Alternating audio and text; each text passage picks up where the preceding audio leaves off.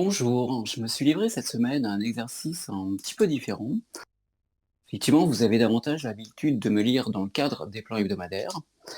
Et pour la nouvelle année, en fait, on a décidé avec la team de vous présenter donc des titres sous forme de swing à moyen terme, on va dire avec un horizon de placement à 1 à 3 mois. Donc pour répondre à cette question, je me suis demandé quels pourraient être les secteurs clés pour l'année 2022, qui m'a amené à en retenir trois que je vais vous présenter. Vous noterez bien évidemment que tout ceci n'est pas un conseil d'investissement.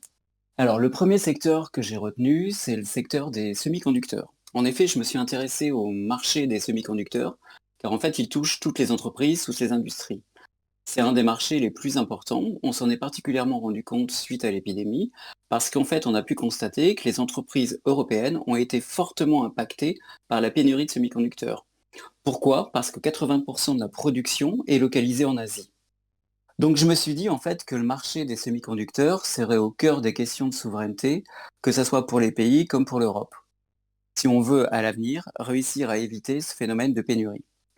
Pour moi, une des entreprises les mieux placées pour répondre à cela, c'est l'entreprise Mersenne. Son potentiel de croissance me semble particulièrement élevé. En effet, le groupe a annoncé des prévisions de chiffre d'affaires qui pourraient atteindre de 140 à 170 millions d'euros d'ici 2025, ce qui représente par rapport à l'heure actuelle une augmentation de 60 à 200% de son chiffre d'affaires, sans parler de son partenariat à venir avec Swatec. On va se mettre en délit dans un premier temps. La première chose que l'on peut remarquer, c'est qu'actuellement le titre est en train de consolider. Ce qui fait que la première chose que moi je vais regarder personnellement, c'est la Kijun Daily, voilà, que vous pouvez voir ici, donc qui se situe sur la zone des 34 euros environ. C'est la première zone pour moi d'intérêt. Si jamais on venait à casser la Kijun Daily, ça signifie que la consolidation est un petit peu plus forte sur le titre. Dans ce cas-là, je pourrais être amené à poser des épuisettes sur les deux zones suivantes.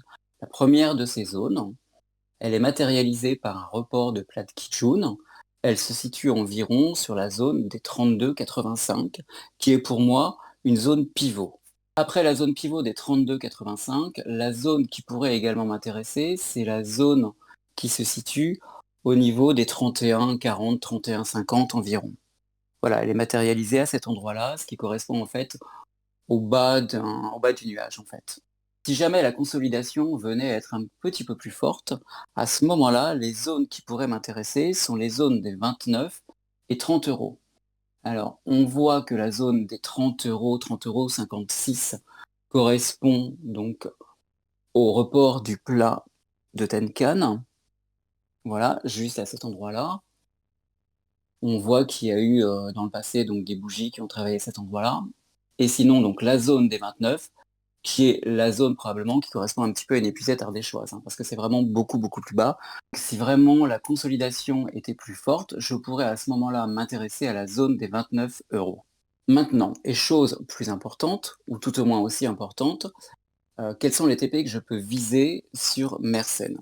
Alors, sachant qu'il s'agit d'un swing à moyen terme, comme je vous l'ai dit dès le début de l'introduction, donc j'ai un horizon de temps qui est relativement long et donc je ne ferai pas attention au bruit de marché. Ce qui fait que mon premier TP va se situer sur la zone des 35 euros. Vous voyez que ça correspond à peu près actuellement à la Tenkan Daily. Mon deuxième TP va se situer sur la zone des 38,50 euros. Pour visualiser le second TP, donc je vous propose de passer le graphe en hebdo et donc vous allez comprendre pourquoi en deuxième TP, j'envisage la zone des 38 euros et mon dernier TP sur la zone des 41 euros. Alors le second secteur que j'ai retenu maintenant, c'est le secteur de la cybersécurité. Je me suis intéressé à ce secteur-là parce que ça me semble être un des secteurs clés pour les années à venir et pas d'ailleurs seulement pour 2022. Je me suis plus particulièrement intéressé à ce que l'on appelle le marché du PAM. Alors le PAM, c'est le Privilege Access Management, c'est-à-dire en français donc la gestion des accès à privilèges. L'entreprise qui me semble le mieux à même à répondre à ce marché du PAM, c'est Wallix en fait. Wallix avec son plan Unicorn 55 qui expose donc largement sa vision du PAM pour tous et ça me semblait particulièrement convaincant. L'entreprise annonce effectivement environ 100 millions d'euros de chiffre d'affaires dans les années à venir. On va maintenant passer à l'analyse graphique de Walix et de la même façon que tout à l'heure, je vais vous montrer dans un premier temps les zones qui pourraient m'intéresser en cas de consolidation du titre. Graphiquement, la première chose que l'on peut observer, c'est qu'en fait la Kijun Daily ne tient pas. On a cassé la Kijun Daily, le titre est en train de consolider. Alors c'est pas une consolidation violente, ce sont des titres de toute façon qui sont sur un trend haussier. Donc les zones qui pourraient m'intéresser, la première zone on va dire qui pourrait m'intéresser, c'est la zone des 30,40 €. Alors, la zone des 30,40 €, on voit que cette zone a été travaillée plusieurs fois par des mèches de bougies. Et donc, cette zone qui a été travaillée plusieurs fois, c'est pour moi une zone d'achat un peu par défaut.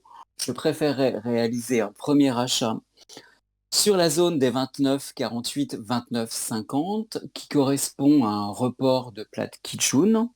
Ensuite, ma deuxième épuisette pourrait se placer sur la zone des 28,74, 28,75 environ. Et c'est également un report de plate Kijun qui a été dans le passé largement travaillé. Alors, si on passe en hebdo, on peut également noter qu'il y a une zone autour des 26,40 qui pourrait être particulièrement intéressante. Cette zone, elle est matérialisée par un report de plate Kijun et elle correspond également au haut du nuage weekly. Et elle a été à l'origine du trend haussier des derniers mois. Maintenant, on va passer au TP que je peux envisager sur ce titre. On pourrait dans un premier temps aller chercher les 34,04 lorsque le trend haussier reprendra sur le titre, puis dans un second temps, les 36,40 €. Alors, le dernier secteur auquel je me suis intéressé, c'est le secteur de la transition énergétique au sens large du terme. Et je l'ai appréhendé par un biais un peu particulier en fait. Je me suis intéressé, je vais vous le dire directement, à la société Assystem. En fait, Assystem est un groupe qui est spécialisé en ingénierie et en gestion de projets pour les grands groupes mondiaux, en fait, principalement dans le domaine du nucléaire. Parce que je me suis dit que de toute façon, la question du nucléaire, que l'on le veuille ou non, sera une des questions importantes lors de l'élection présidentielle à venir, et probablement l'une des clés de l'indépendance énergétique. On va maintenant passer à l'analyse graphique et je vais dans un premier temps vous indiquer les zones d'intérêt.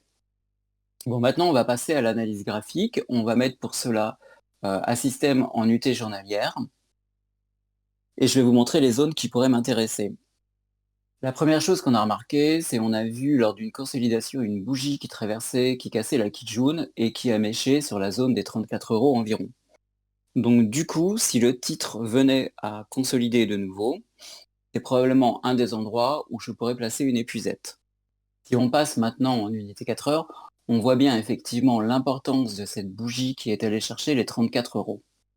Ensuite, si on venait à consolider un tout petit peu plus, bien évidemment les zones qui pourraient véritablement m'intéresser sont les deux suivantes. La première de ces zones, c'est la zone des 33,10 € que l'on voit, vous voyez, juste ici. Elle se matérialise par un petit plat de Kijun et elle est à l'origine d'une bougie relativement importante qui avait donné une impulsion haussière. Bien évidemment, si le titre venait à consolider davantage, ce qui d'ailleurs pourrait faire mon bonheur, la zone qui pourrait effectivement m'intéresser, c'est la zone que vous voyez, voilà, juste là matérialisée par le petit plat de Kijun, sur les 33,06 environ. Et on voit bien que sur cette zone, on avait rebondi par le passé et il y avait une bougie relativement importante. Si jamais on devait consolider davantage, bien évidemment, la zone qui pourrait faire mon bonheur et la zone que j'aurais tendance à privilégier, c'est la zone des 31,80 €, 31,74 €. Voilà, vous la voyez matérialisée juste à cet endroit-là. C'est la zone qui a donné naissance au trend haussier. Alors maintenant, je vais vous donner les TP que je pourrais envisager sur le titre. Le premier TP se situe sur la zone des 37,80, 37,90. Et quant à mon deuxième TP, il se situe sur la zone environ des 40 €. Pour ma part, la première société dont je vais vous parler est Lumibird, une société spécialiste mondiale du laser dans des secteurs qui sont et seront clés, à savoir le domaine médical mais aussi spatial et de la défense. Graphiquement, la zone des 18-19 € pourrait m'intéresser pour viser 20,8, puis 22,5 et pourquoi pas revenir sur les plus hauts, à savoir la zone des 26 euros. Le second titre dont je vais vous parler est Jacquet Metals, distributeur européen d'acier, donc c'est une manière de jouer les matières premières. Le groupe est implanté entre autres en Europe, en Chine et aux USA. Graphiquement, je pourrais être intéressé par la zone comprise entre 18,50 € et 19,50 € pour viser dans un premier temps un retour sur les 21,90 € et si la zone des 23 € passe, pourquoi pas les 24 €, puis les 27 €. Le dernier titre dont je vais vous parler est Ubisoft. C'est à mon sens plus spéculatif tant la valeur a souffert cette année. Cependant, Ubisoft reste un acteur majeur du jeu vidéo, ayant plusieurs licences à succès et qui commence à se tourner vers le secteur des NFT, avec le lancement d'une plateforme qui devrait permettre d'échanger des NFT liés à ces jeux. Graphiquement, au niveau mensuel, on peut noter que le RSI est totalement parti à la cave, ce qui pourrait laisser présager d'un éventuel rebond. La zone des 40 € du coup pourrait m'intéresser pour jouer un retour sur les 50 €, puis les 65 € si le marché s'y prête.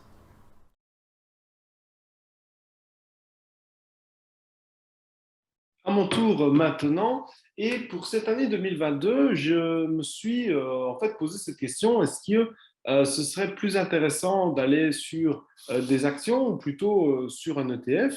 Et avec cette actualité de la hausse des taux d'intérêt qui est à l'ordre du jour pour la Fed et également pour la BCE, je me suis dit, au lieu de simplement jouer une action bancaire parce que les banques vont profiter de la hausse des taux d'intérêt, contrairement aux actions dites de croissance qui ont besoin en fait, de financement pour justement bien continuer à se développer.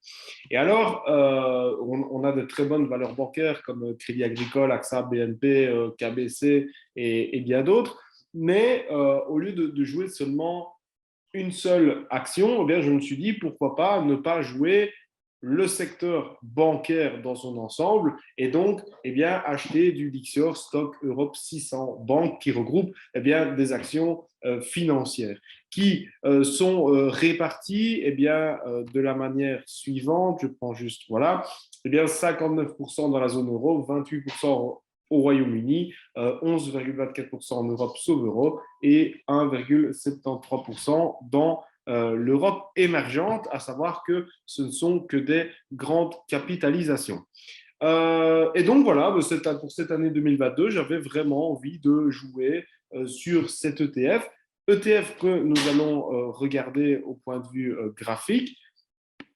Ici, voilà. Alors, on a un gros support à 10,55 qui a déjà été touché bien ici en 2020. Durant l'année 2020, on a eu ce support qui a eu son effet.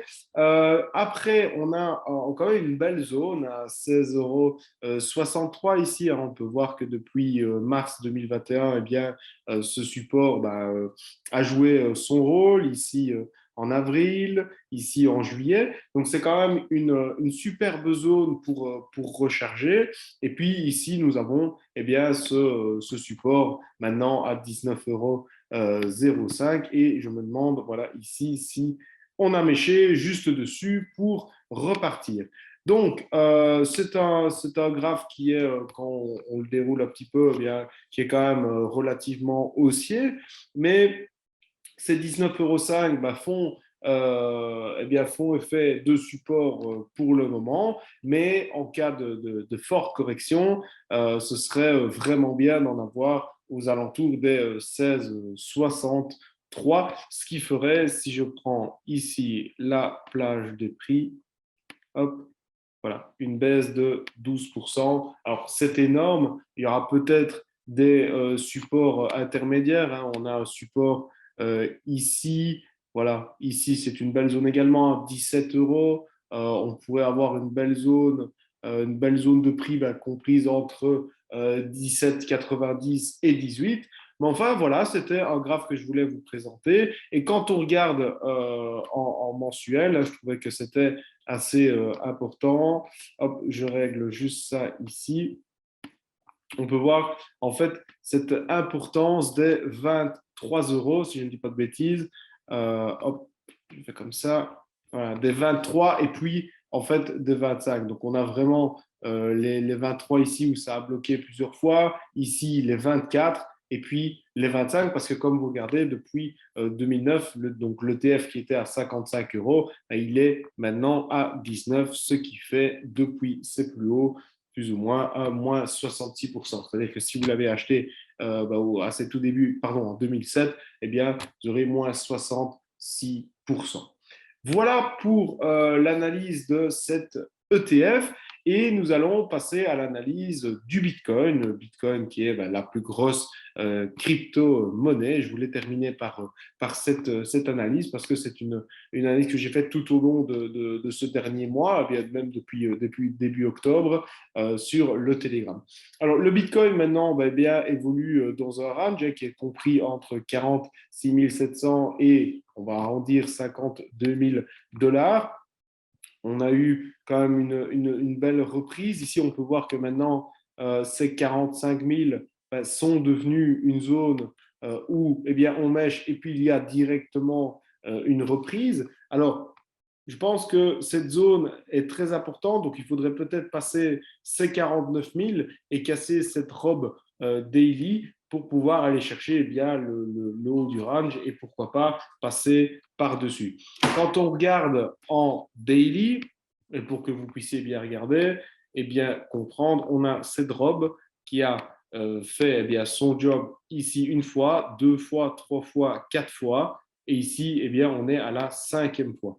Et donc, pour le moment, eh bien, le Bitcoin ne passe pas, il ne passe pas sa robe daily. Alors, à court terme, à court terme, du moins, on est quand même assez baissier, je dis bien à court terme. Et donc, comme je l'ai expliqué plusieurs fois, faudra attendre eh bien, des news positives et pourquoi pas cette régulation des crypto-monnaies qui ferait qu'on aurait beaucoup plus de monde qui pourrait eh bien, rentrer sur ce marché, ce qui donnerait un nouvel élan au Bitcoin. Voilà, pour ma part, c'est terminé. Eh bien, je vous souhaite à toutes et à tous une excellente fête de fin d'année, un bon réveillon et je vous souhaite plein de bonnes choses pour cette année 2022. Voilà, merci, au revoir.